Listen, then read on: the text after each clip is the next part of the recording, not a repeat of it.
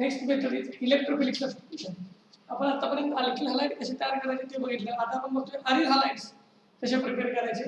त्याच्यामध्ये पहिला आपण बघतोय electrophilic substitution reaction.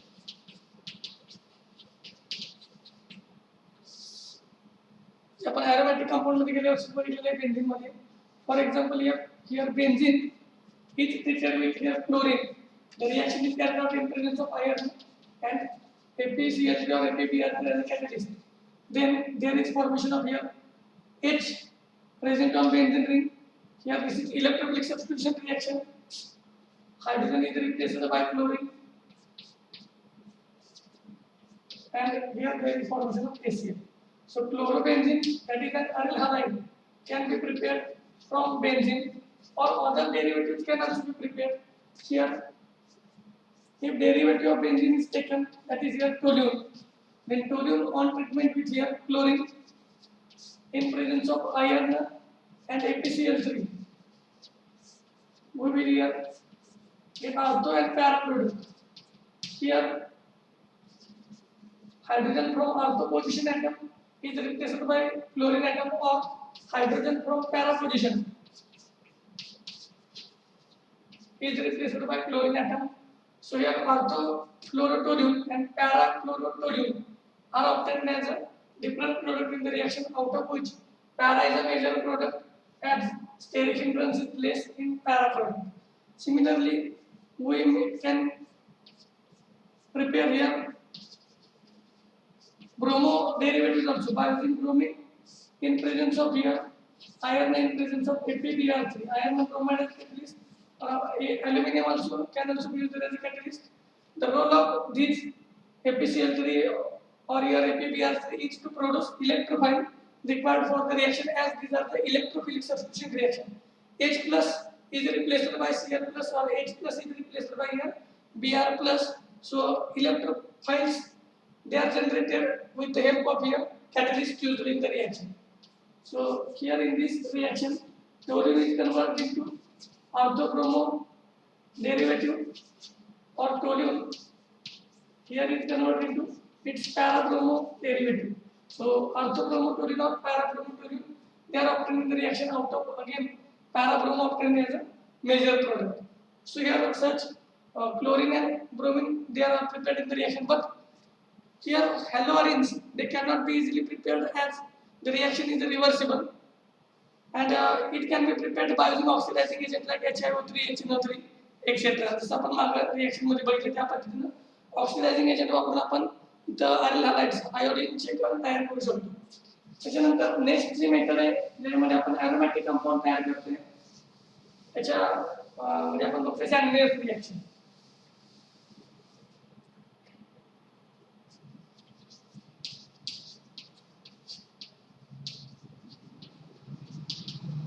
Sandwich reaction. So here sandwich reaction here, aryl diazonium salts on treatment with here cuprous halides, or here Cu in presence of CuCl, or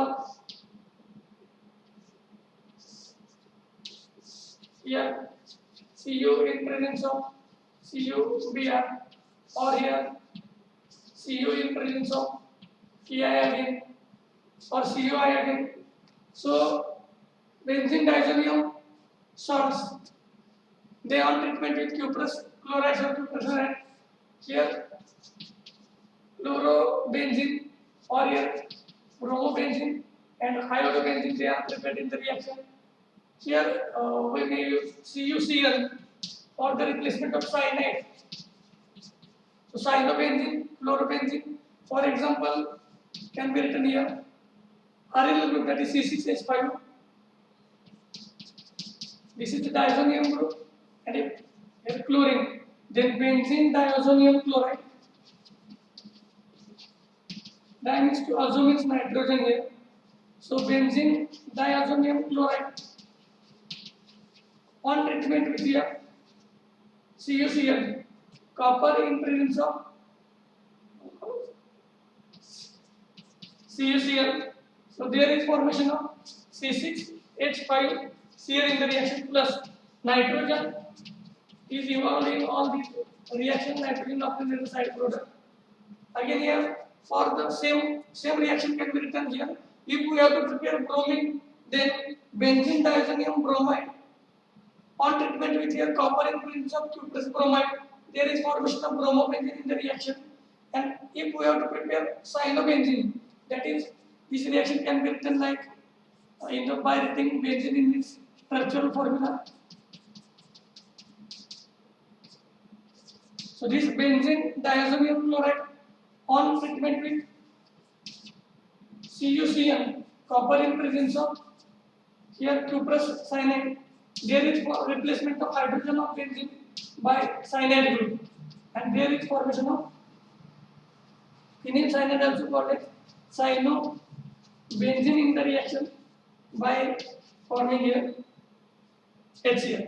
म्हणजे या पद्धतीने N2 पण इथं remove होतोय, नायट्रोजन गॅस रिमूव्ह होतोय. अशा पद्धतीने आपण क्लोरोबेन्झीन, ब्रोमोबेन्झीन, सायनोबेन्झीन किंवा आयोडोबेन्झीन जर आपल्याला तयार करायचं असेल, सो हियर C6H5N2Cl असं पण आपण म्हणू शकतो. On treatment with here iodine Ki, then there is replacement of nitrogen group by iodobenzene can be prepared here giving N2. So this is Sandmeyer's reaction, that is benzene diazonium halides on treatment with cuprous halides, they are converted into their corresponding aryl halides. So all these are the preparation methods of alkyl halides and aryl halides. And then the next point we are going to study, that is here physical properties of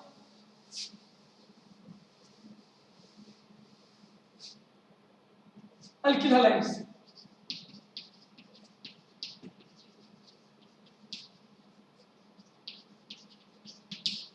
So in physical properties, let us first study what is the nature of Rx bond in alkyl halides. Nature of Rx bond. So in this as here R is electropositive, carbon atom is electropositive, and halogen is electronegative, more electronegative. So the electron pair between these two shifted towards chlorine atom in more extent, and hence carbon will acquire delta positive charge giving delta negative charge on chlorine atom. So here Rh bond present in alkyl halide is called as a polar covalent bond, and hence as in case of halogens, if we consider R here F, RCl, RBr and Ri, then as electronegativity goes on decreasing from fluorine to iodine, so this bond is more polar. As electronegativity of fluorine is highest and electronegativity of that is iodine is lowest in this series, so therefore this bond is weakly polar. So the bond polarity here goes on decreasing from Rf, that is alkyl fluoride, to alkyl iodide. For example, here CH3F methyl chloride is more polar than here methyl bromide, which is again more polar than here. This is methyl chloride, methyl bromide, and which is more polar than methyl iodide in the reaction. So this bond is polar bond, and then here bond strength as size of iodine atom, the fluorine to iodine size down the group increases in halogen family. So therefore bond between Ri is weak bond and bond between Rf is a stronger bond. Hence iodine can be easily replaced by any other group in case of alkyl halides. So it is called as a better leaving group in the reaction. Then next point we have to study, this is solubility. Here Rx, they are insoluble in water, but they are soluble in organic solvents like chloroform, carbon disulfide, carbon tetrachloride, etc. Why all the alkyl halides they are insoluble in water? Because covalent compounds which are able to form hydrogen bonding with water, they are soluble in water. But in case of alkyl halides, though they are polar molecules, but here the tendency to form bonding between molecules, that is Rx, bonding between molecules, that is stronger, and hence there is no hydrogen bonding possible with water, and therefore such compound they are insoluble in water. So both alkyl halides as well as aryl halides. Aryl halides again, they are insoluble in water because they are not able to form hydrogen bonding with water. So the compounds, such compounds, they are insoluble in water but soluble they are in organic solvents. Next point we have to study, that is melting point and boiling point. So here, as discussed in last year also, melting point and boiling point of any compound that increases with increase in their molecular weight. So for example, in case of Rx, if for methyl chloride, methyl fluoride, methyl chloride, methyl bromide, and here methyl iodide. So if alkyl group is fixed and halogen atom will changes, then for halogen atoms molecular weight increases from fluorine towards iodine, and molecular weight, the tendency to here forming van der Waals forces, attraction of van der Waals forces by forming hydrogen bonding increases. So melting point and boiling point here goes on increasing. So here uh, melting point of methyl chloride is greater than that of methyl fluoride. Again, methyl bromide melting point, boiling point, they are more than methyl chloride, and here the highest boiling point in this series, that is for methyl iodide. Halogen atom जर तोच असेल आणि त्या आयसोमर मध्ये आपण बघत असू तर या पद्धतीने फ्लोरीन पासून आयोडीन पर्यंत मॉलिक्युलर वेट वाढत गेल्यामुळे मेल्टिंग आणि बॉइलिंग पॉईंट वाढत जातात. समजा आपण आयसोमर बघितले असतील, समजा ब्युटिलचे आपण बघतोय की n butyl bromide, then here secondary butyl bromide, isobutyl bromide,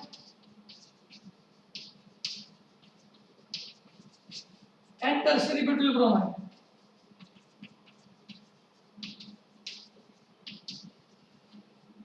So here halogen atom is same and molecular weight also all compounds. These are the isomers of each other, and in this case here,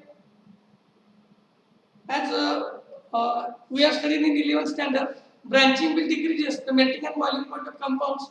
So here for isomeric compounds of here alkyl bromides, here from N-butyl bromide contains minimum branching. So boiling point of N-butyl bromide is highest than that of here secondary butyl bromide having higher boiling point than isobutyl bromide, and tertiary butyl bromide having the lowest boiling point for this isomeric form. इथे आपण काय सांगू शकतो की जर alkyl group fix ठेवला असेल, एकच ठेवला असेल सेम, आणि आपण हॅलोजन बदलत असू तर फ्लोरीन पासून आयोडीन पर्यंत मेल्टिंग पॉइंट किंवा बॉइलिंग पॉइंट वाढत जातील. आणि त्याच पद्धतीनं जर आपण हॅलोजन फिक्स ठेवतोय आणि अल्किल ग्रुप सुद्धा फिक्स आहे पण त्याचे आयसोमर्स आहेत, तर त्या ठिकाणी आपण काय सांगू शकतो की जिथं ब्रँचिंग कमी त्याचा सर्वात जास्त असेल बॉइलिंग पॉइंट आणि मेल्टिंग पॉइंट, आणि जे ब्रँचिंग जिथं जास्त असेल मतलब branching will decreases the melting and boiling point, सर्वात लहान जिथं ब्रँचिंग जास्त आहे त्याचा सर्वात कमी बॉइलिंग पॉइंट असेल. आणि समजा आपण हॅलोजन बदल असो मिथिल क्लोराइड आहे किंवा इथं इथिल क्लोराइड आहे, मिथिल क्लोराइड इथिल क्लोराइड असेल, और एयर एन प्रोपिल क्लोराइड असेल, और एयर ब्युटिल क्लोराइड असेल. So if your molecular weight increases for fixed halogen, then melting point and boiling point will increase with increase in their molecular weight, as the tendency of hydrogen bonding increases with increase in the molecular weight. या पद्धतीने आपण सांगू शकतो की methyl chloride पेक्षा ethyl क्लोराइडचा boiling point जास्त आहे, त्याच्यापेक्षा प्रोपिल क्लोराइडचा जास्त आहे, ब्युटिल क्लोराइडचा त्याच्यापेक्षा पण जास्त. त्याच्यानंतर अरेल हलाइडच्या बाबतीमध्ये जर मेल्टिंग पॉइंट आणि बॉइलिंग पॉइंट सांगितलं तर जर अरेल हलाइड मध्ये आपण कुठला चेंज नाही केला, म्हणजे फॉर एक्झाम्पल जर त्याचा डेरिव्हेटिव्ह नसेल, म्हणजे बेन्झिन मिथिल क्लोराइड सारखा जर आपण क्लोरोबेन्झिन घेतला असेल तर क्लोरोबेन्झिन जे असतील टोल्यून वगैरे ऑर्थोक्लोरोटोल्यून घेण्याऐवजी फक्त मिथिल क्लोरोबेन्झिन घेतला असेल तर त्यामध्ये मात्र आपण काय सांगतो की तिथं आणि अल्किल हॅलाइड मध्ये फारसा फरक पडत नाही मेल्टिंग आणि बॉइलिंग पॉईंट मध्ये, तिथे सुद्धा तेच आपण सांगू शकतो. अरिल बेन्झिन्स मध्ये, अरिल क्लोराइड्स मध्ये की ज्या ठिकाणी मॉलिक्युलर वेट वाढले की मेल्टिंग बॉइलिंग पॉईंट वाढत जातात. पण त्याच्यामध्ये आपण सांगू शकतो अरिल हॅलाइडच्या बाबतीमध्ये इथं ऑर्थो डेरिव्हेटिव्ह, मॅटा डेरिव्हेटिव्ह आणि पॅरा डेरिव्हेटिव्ह मध्ये काय आहे. For example if we are orthochlorobenzene असेल, टोलिन असेल, ऑर्थोक्लोरोटोलिन असेल आणि पॅराक्लोरोटोलिन असेल, तर आपल्याला इथं बघायचं की याच्यामध्ये मेल्टिंग आणि बॉइलिंग पॉईंट कुणाचा जास्त असेल. तर due to here this paraform that will here fitted strongly in crystal lattice. Therefore there is a fixed arrangement of molecules, and therefore para isomers they have higher melting point. Boiling point साधारण same राहतात, पण melting पॉईंटच्या बाबतीमध्ये जर बघायचं म्हटलं तर melting point कोणाच्या बाबतीत, सॉलिडच्या बाबतीमध्ये. सॉलिडमध्ये पॅरा आयसोमर हा कमी जागेमध्ये जास्तीत जास्त मॉलिक्यूल असल्यामुळे आपल्याला जास्त एनर्जी लागेल ते मॉलिक्यूल स्प्रेड करण्यासाठी. म्हणून मेल्टिंग पॉईंटच्या बाबतीमध्ये आयसो आणि मेटा, ऑर्थो आणि मेटा आयसोमर ऐवजी पॅरा आयसोमरच्या बाबतीमध्ये सर्वात त्यांचे जास्त असतील मेल्टिंग पॉईंट, असं आपण या ठिकाणी सांगू शकतो. त्याच्यानंतर पुढे आपल्याला काही टर्म्स बघायचे. Nucleophilic substitution reaction, optical isomerism point बघायचे त्या ठिकाणी, आणि काही टर्म्स आपण बघतोय थेरॉटिकली कशा पद्धतीने असतील.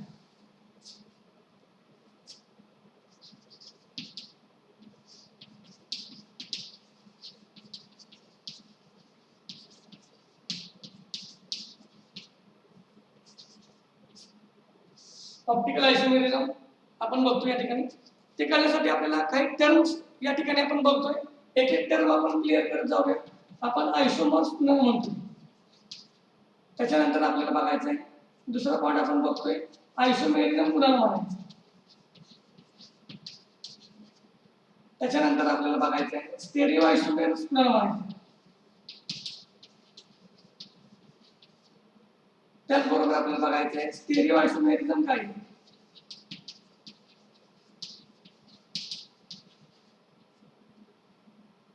त्यानंतर याच्यामध्ये आपण बघतोय geometrical isomerism,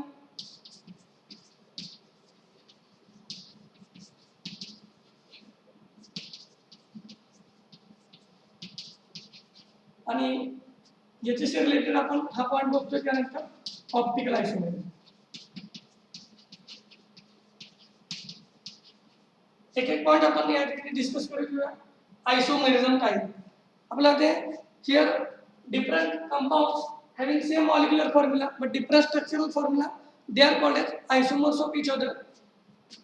And for example here N-butene or N-butane and isobutane.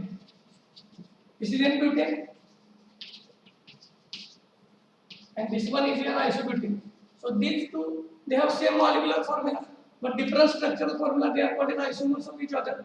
The phenomenon in which compounds having same molecular formula but different structural formula is called as isomerism.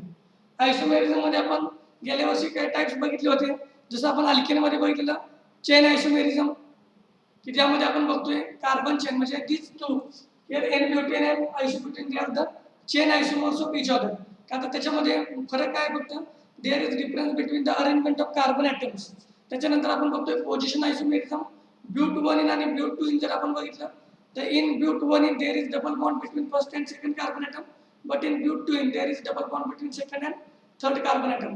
So G कार्बनची length same आहे, 4 carbon atom straight chain मध्ये दोन्ही मध्ये सुद्धा but1 मध्ये सुद्धा आणि but2 मध्ये सुद्धा, पण पोझिशन मध्ये फरक आहे. So the isomers obtained due to different position of functional group they are called as functional isomers. जसं आपण म्हणतो but1 and but2 त्याच पद्धतीने butane-1 or butane-2 or these are the position isomers. Then functional isomers जे आपण बघितले होते की फंक्शनल ग्रुप वेगळे असतील, मॉलिक्युलर फॉर्म्युला सेम आहे पण फंक्शनल ग्रुप वेगळा असेल, त्यांना आपण म्हणतो फंक्शनल आयसोमर्स. म्हणजे इथिल अल्कोहोल आपण घेतला आणि डायमिथिल इथिल घेतलं तर दोघांचा मॉलिक्युलर फॉर्म्युला सेम येतोय C2H6O, पण फंक्शनल ग्रुप अल्कोहोल मध्ये OH आणि इतर मध्ये हिअर कार्बन ऑक्सिजन आणि कार्बन याचा ब्रिज आहे, म्हणून त्यांना आपण म्हणतोय फंक्शनल आयसोमर्स. तसं आपल्याला इथं आता बघायचं आहे. तिथं मेन दोन टाइप आपण बघितले होते स्ट्रक्चरल आयसोमेरिझमचा आपण पार्ट बघतोय. जॉमेट्रिकल आयसोमेरिझम आपल्याला बघायचं आहे काय आहे आणि ऑप्टिकल आयसोमेरिझम काय आहे. त्याच्या अगोदर स्टेरिओ हा शब्द कशासाठी येतोय? That is a spatial arrangement, space मध्ये अरेंजमेंट कशा पद्धतीने असेल.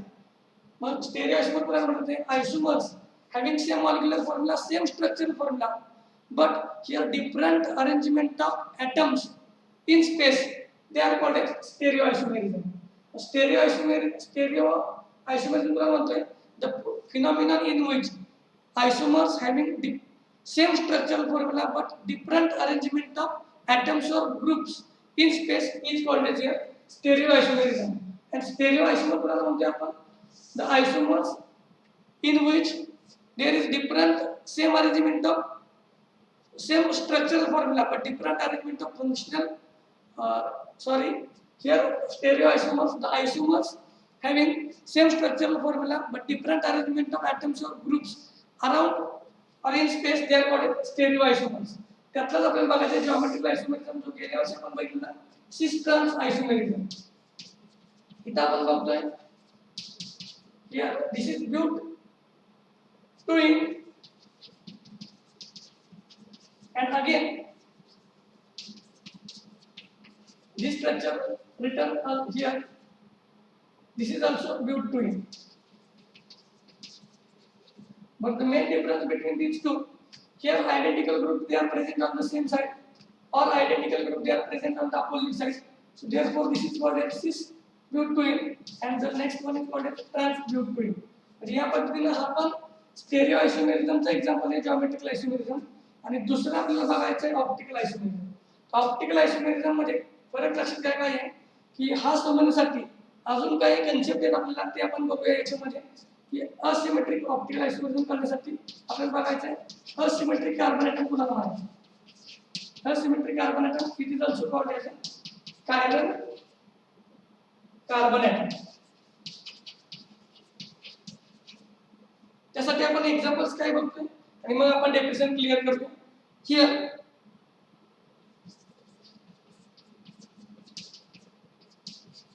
दिस is bromo chloro iodo methane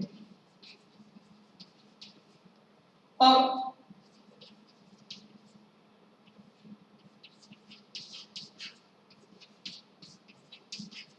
this is lactic acid.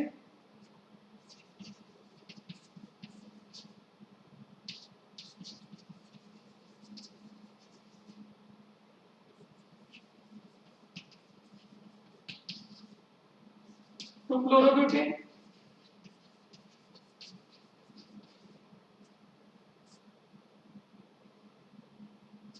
या एक्झाम्पल आपण बघितलं. Here look at this central carbon atom. So this carbon atom is attached to four different atoms. Here one is bromine, chlorine, iodine and hydrogen atom. हा बघा in lactic acid the central carbon atom marked by an asterisk is attached to four different atoms or group of atoms: hydrogen, methyl group, hydroxyl group and carboxyl group. In 2-chlorobutane the carbon atom, second carbon atom marked by an asterisk is attached to four different atoms: hydrogen, chlorine, methyl group and ethyl group. मग याच्यावर आपल्याला लक्षात येते asymmetric carbon atom किंवा chiral carbon atom कुणाला म्हटलं जातं. Tetrahedral carbon atom which is attached to four different atoms or groups are called as asymmetric, is called as asymmetric carbon atom. असा कार्बन ॲटम की जो चार वेगवेगळ्या मोनोव्हॅलंट ॲटमला किंवा ग्रुपला अटॅच असतो त्याला आपण असिमेट्रिक कार्बन ॲटम म्हणतोय. म्हणजे ब्रोमो क्लोरो आयोडो मिथेन मध्ये हा कार्बन ॲटम आहे तो असिमेट्रिक आहे. लॅक्टिक ऍसिड मध्ये सेंट्रल कार्बन ॲटम आहे. asymmetric carbon atom is represented by an asterisk on it. हा जो asterisk दाखवलाय तो याच्यामध्ये लॅक्टिक ऍसिड मध्ये asymmetric कार्बन ॲटम आहे. त्याच्यानंतर 2-chlorobutane म्हणजे जो सेकंड कार्बन ॲटम आहे जो asterisk दाखवलेला आहे तो पण काय आहे asymmetric कार्बन ॲटम आहे. आता याचा आणि ऑप्टिकल ऍक्टिव्हिटीचा काय संबंध आहे तर त्याच्यासाठी अजून आपल्याला काही गोष्टी समजून घ्यायला लागतील की कशा पद्धतीने आपल्याला या गोष्टी बघायला.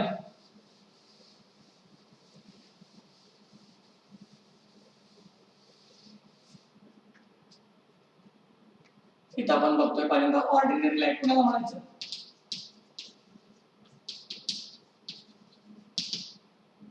त्यानंतर आपल्याला आपल्याला बघायचं आहे मोनोक्रोमॅटिक लाईट कुणाला म्हणायचं.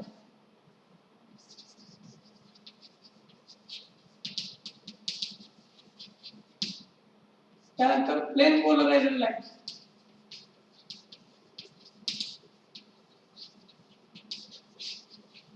त्याला आपण म्हणतो पीपीएल, प्लेन पोलरायझर लाईट काय ते आपल्याला बघायचंय.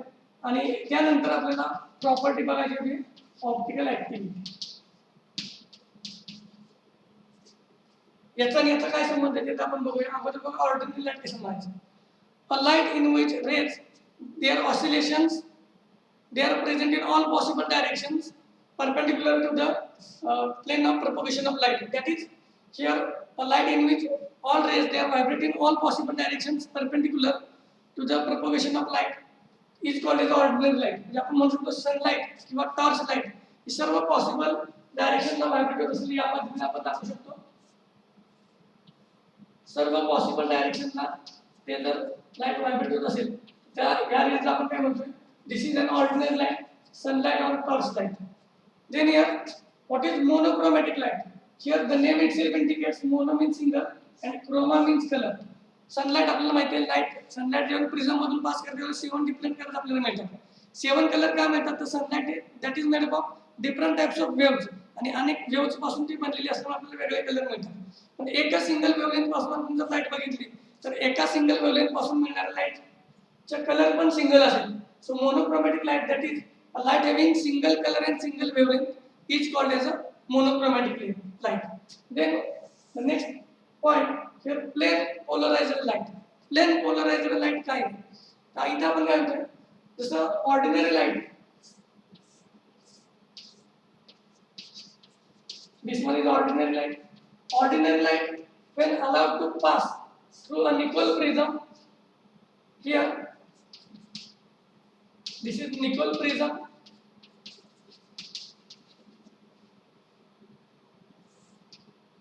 and the transmitted light that will vibrate in only one plane.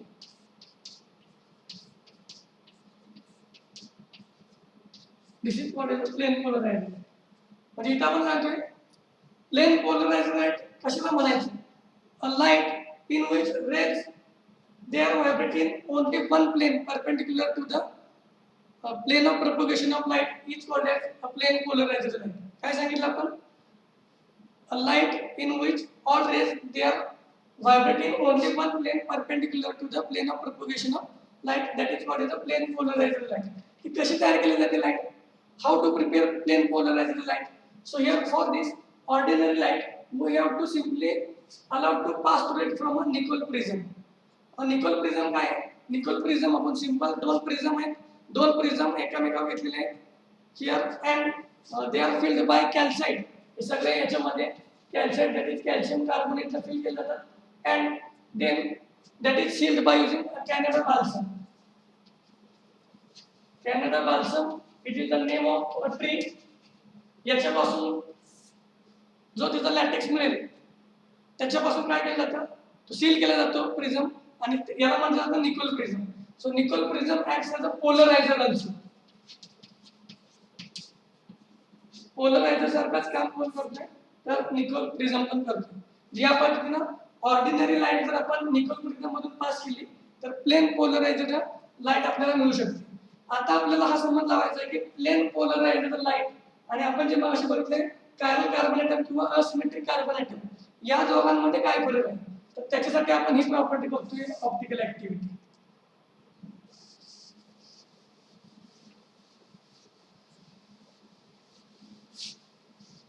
Here आपण डेफिनेशन नंतर बघूया.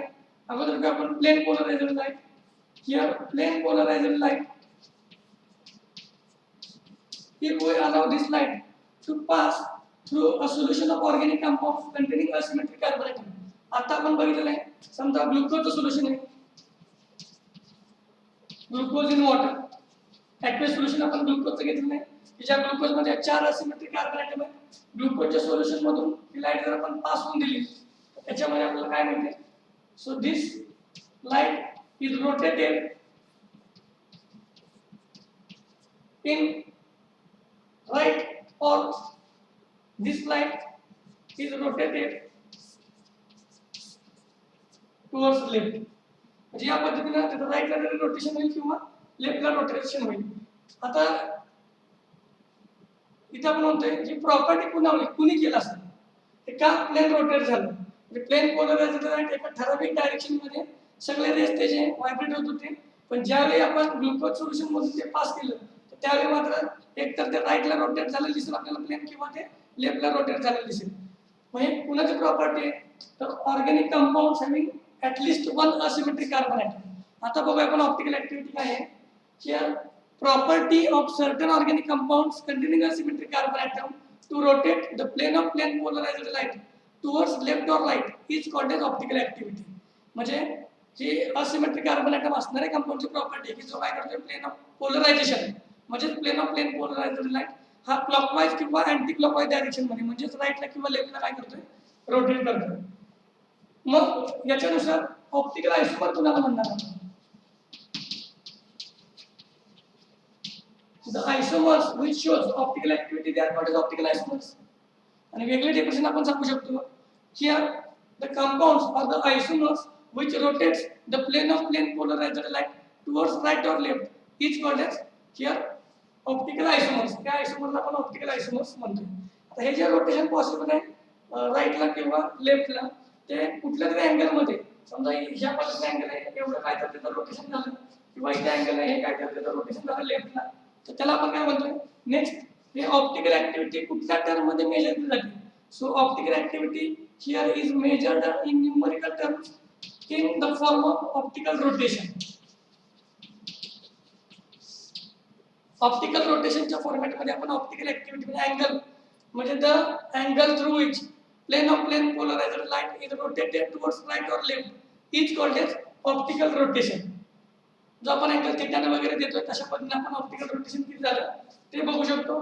आणि रोटेशन हे राईटला झालंय का लेफ्टला झालंय त्याच्यानुसार आपण दोन पार्ट पण इथं बघू शकतो. एक म्हणजे आपल्याला बघायचं आहे dextrorotatory compounds or dextrorotatory substances and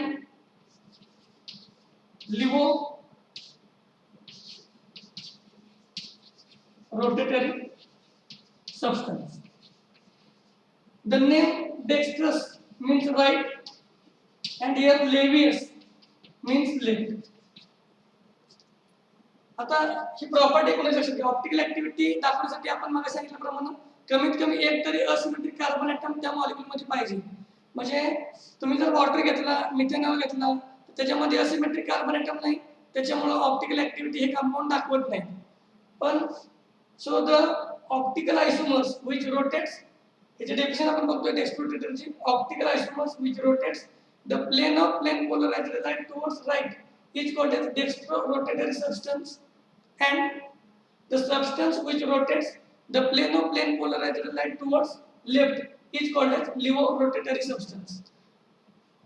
So dextrorotatory substance they are designated by small letter d or they may be designated by plus sign in bracket. And levorotatory substances they are represented by small letter l or they are represented by minus sign in bracket. म्हणजे या पद्धतीने आपण dextro आणि लिव्हरोटेटरी substance सांगू शकतो. आता परत हे दाखवायचे कसे आयसोमर डी कसं म्हणायचं एल कसं म्हणायचं ते आपण या आपल्या पुढे बघूया.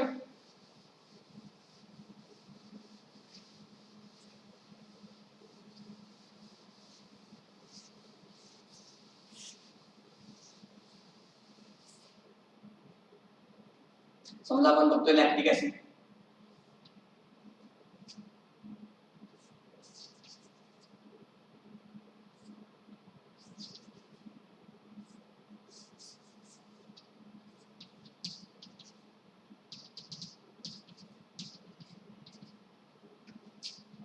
हा समजा मिरर असेल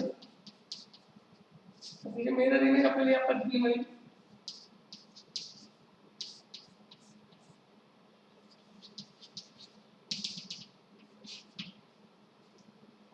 So here this one is object and this is the mirror image of the object.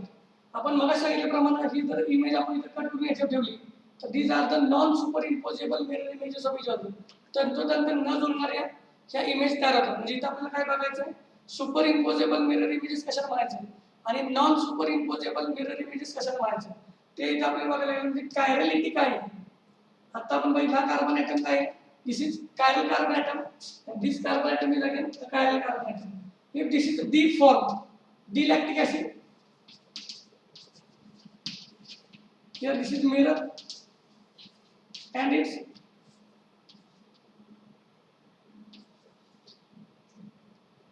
this one is here L lactic acid.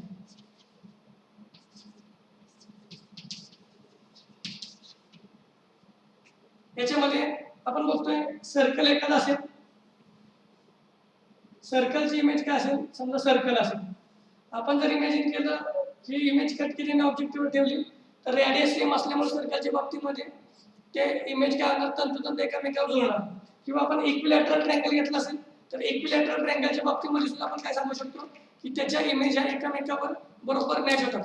आपण ग्लास घेतला असेल एखादा आणि ग्लासची जर आपण इमेज बघितली तर ऑब्जेक्ट आणि इमेज जर आपण इमेजिन केलं की ती इमेज कट केली आणि ऑब्जेक्टवर ठेवली तर ती सुद्धा तंतोतंत मॅच होणार आहे. जर आपण चेअर घेतली तर ती सुद्धा तंतोतंत मॅच होणार आहे.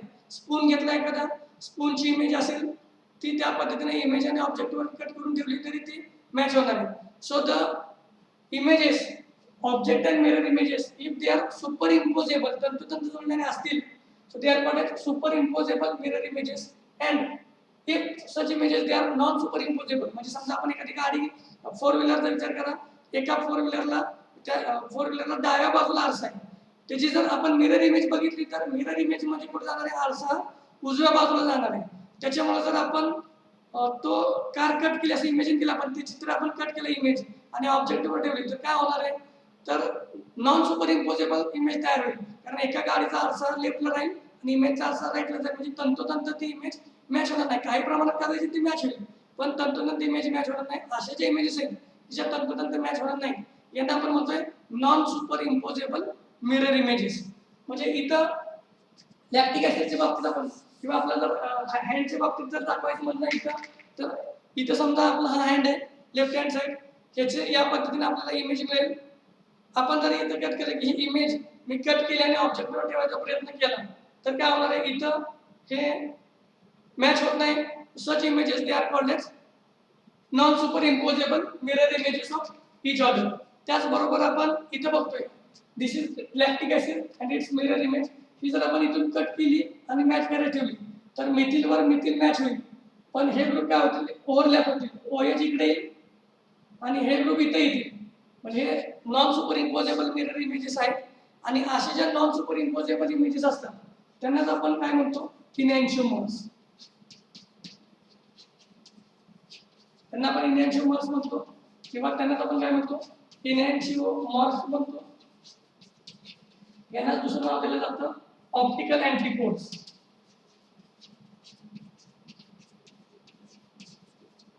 असं पण आपण यांना नाव देऊ शकतो. कशाला म्हणलं आपण हे optical isomers which are non-superimposable mirror images of each other, they are called as enantiomers. So D-lactic acid and L-lactic acid, they are the non-superimposable mirror images of each other. Hence these two are the enantiomers of each other. तेच आपण सांगू शकतो. ही diagram आपण या पद्धतीने पण दाखवू शकतो. इथं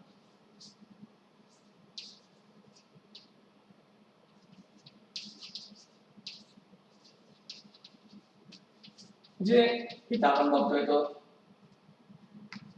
हा वेज फॉर्म्युला आपण बघतोय. 11वी मध्ये पण आपण शिकतोय टेट्राहेड्रल 3D स्ट्रक्चर आपल्याला दाखवायचं असेल तर आपण इमॅजिन करतोय ब्रॉड बॉन्ड आहे, सॉलिड वेज आहे, तो अबोव द प्लेन आहे, डॉटेड आहे, ब्रेकिंग लाईन आहे ती बिलो द प्लेन आहे आणि नॉर्मल बॉन्ड्स आहेत ते ऑन द प्लेन आहे. अशा पद्धतीनं हे झाला वेज फॉर्म्युला. तो जर फिशर प्रोडक्शन फॉर्म्युला बघायचा असेल तर आपण काय करतोय, फक्त व्हर्टिकल आणि हॉरिझॉन्टल लाईन्स त्यासाठी आपण वापरतोय. हा सुद्धा लॅक्टिक ऍसिड असेल तर त्या पद्धतीनं अशी त्याची इमेज मिळेल. या इमेज मध्ये ही जर इमेज आपण कट केली नाही ठेवली तर इथं कार्बनवर मिळेल, कार्बनवर कार्बन मॅच होईल, CH3 CH2 ला मॅच होईल, COH मॅच होईल. पण इथं H वर हा OH येईल आणि OH वर H येईल. हे सुद्धा काय आहे, non super imposable mirror images आहेत. म्हणजेच ते काय आहे, इनॅन्शिओमर्स आहेत एकमेकांचे. तेच आपण 2-chloro-butane च्या बाबतीमध्ये सांगू शकतो. किंवा हाच कन्सेप्ट आपण या पद्धतीने असेल ब्रोमो, क्लोरो, आयोडो, मिथेन असेल तर याची इमेज कशा पद्धतीने असेल, आयोडीन या बाजूला येणार बरोबर मिररच्या जवळ, इथं येईल क्लोरीन ब्रोमीन हवे जाईल लांब जाईल आणि या बाजूला येतं हायड्रोजन. म्हणजे फिशर प्रोजेक्शन फॉर्म्युलामध्ये आपण काय म्हणतोय, जे व्हर्टिकल बॉन्ड्स आपण म्हणतोय they are going away from the plane and horizontal plane, ते आपण काय म्हणतोय ते अबोव प्लेन पासून येत असतील, हे आपण इथं सांगू शकतो. आता किती स्ट्रक्चर पॉसिबल असेल तो आपल्याला बघायचं आहे. असिमेट्रिक कार्बन ॲटमच्या बाबतीमध्ये किती आयसोमर्स पॉसिबल आहेत. सो हियर एक आपण पॉइंट बघतो याच्यामध्ये अजून isomers, how many isomers they are possible for a compound containing asymmetric carbon atom. For this we have to remember the formula 2 raised to n, where n is equal to the number of carbon atom, asymmetric carbon atom present in that molecule.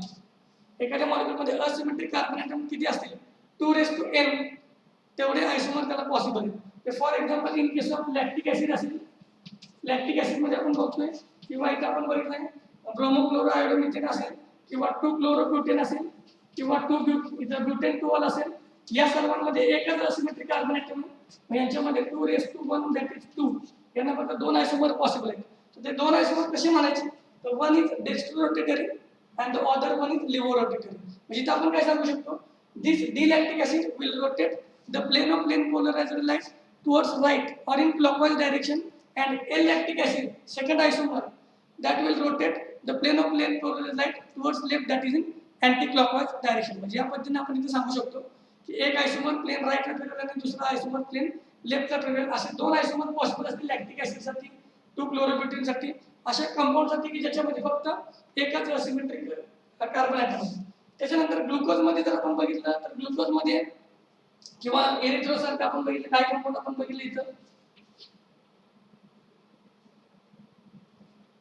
Glucose मध्ये आपल्याला माहिती आहे, हे जर आपण या पद्धतीने लावत गेलो ग्लुकोजचा फॉर्म्युला तर हे 4 असतात आणि इथं CH2OH. ग्लुकोजचा मॉलिक्युलर फॉर्म्युला C6H12O6. पहिला अल्डिहाइड ग्रुप आहे, शेवटचा प्रायमरी अल्किल ग्रुप आहे. So the middle 4 carbon atom in glucose, they are asymmetric carbon atom, that is chiral carbon atom. So in glucose there are total 4 asymmetric carbon atoms.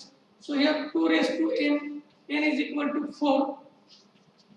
So therefore 2 raised to 4, total 16 isomers they are possible for glucose. म्हणजे 16 वेगवेगळे आयसोमर ग्लुकोजच्या बाबतीमध्ये possible आहे. या 16 मध्ये आपण कसं समजायचं आपण की ना, ऑप्टिकल आयसोमर मध्ये लक्षात घ्या महत्त्वाचं काय आहे, ऑप्टिकल आयसोमर त्याच्या फिजिकल प्रॉपर्टी सर्व सेम असतात. डेक्स्ट्रो आणि लिव्होरोटेटरी म्हणजे फिजिकल प्रॉपर्टी कुठल्या, डेन्सिटी असेल, त्याचा मेल्टिंग पॉइंट असेल, बॉइलिंग पॉइंट असेल, रिफ्रॅक्टिव्ह इंडेक्स असेल, सोल्युबिलिटी असेल, ह्या सगळ्या प्रॉपर्टी त्याच्या सेम असतात. मग फरक कुठे आहे, तर एकच प्रॉपर्टी फिजिकल प्रॉपर्टी त्याच्यामध्ये वेगळी आहे. अँगल रोटेशन ऑप्टिकल ऍक्टिव्हिटी म्हणजे ऑप्टिकल रोटेशन त्याचं वेगवेगळं असेल. म्हणजे जसं इथं आपण बघतोय हा आयसोमर आणि हा आयसोमर सगळ्या प्रॉपर्टी त्याच्या सेम असणार, पण वेगळी प्रॉपर्टी कुठली आहे, एक काय करतोय प्लेन राईटला रोटेट करतोय आणि दुसरा काय करतोय प्लेन लेफ्टला रोटेट करतोय, तेवढा फक्त त्याच्या रोटेशन मध्ये फरक असेल. तसंच ग्लुकोजच्या बाबतीमध्ये जे 16 आयसोमर्स आहेत त्यापैकी 8 आयसोमर असणारे डेक्स्ट्रो रोटेटरी आणि 8 आयसोमर असणारे ते लिव्होरोटेटरी आयसोमर्स असणार आहेत. त्याच्यामध्ये कसा फरक समजायचा, कदाचित काय असेल, एखादा ग्लुकोज समजा जर 10 डिग्री राईटला फिरवत असेल, दुसरा ग्लुकोज हा 20 डिग्रीने फिरवेल राईटला प्लेन, तिसरा एखादा असेल तो कदाचित 45 डिग्रीने फिरवेल, चौथा 60 डिग्रीने फिरवेल. म्हणजे त्याच्यामध्ये काय असेल फक्त की वेगवेगळ्या अँगलनं ते राईट रोटेट करतील आणि त्याच्यानुसार त्याचे आयसोमर मिळणार. म्हणजे 8 आयसोमर काय करतील, वेगवेगळ्या अँगलनं प्लेन पोलरायझर लाईट राईटला रोटेट करतील आणि एल आयसोमर जे आहेत 8 ते वेगवेगळ्या अँगलनं तीच लाईट काय करतील लेफ्टला रोटेट करतील. याच्यानुसार आपण सांगू शकतो की असिमेट्रिक कार्बन ॲटम असणारेच कंपाऊंड ऑप्टिकल ऍक्टिव्हिटी दाखवतात आणि त्यांना ऑप्टिकल आयसोमर किती पॉसिबल आहेत. ऑप्टिकल आयसोमर लक्षात आलं कोणाला म्हणायचं, the आयसोमर्स having same structural formula but different arrangement of atoms or group of atoms around chiral carbon atom are called as optical isomers, and that phenomenon is called as optical isomerism. मी परत एकदा repeat करतो, the phenomenon in which there is same arrangement of or same structural formula of isomers but different arrangement of atoms or group of atoms around chiral carbon atom are each called as optical isomerism, and that isomers they are called as optical isomers. म्हणजे आपण हे सर्व या पद्धतीने explain करू शकतो.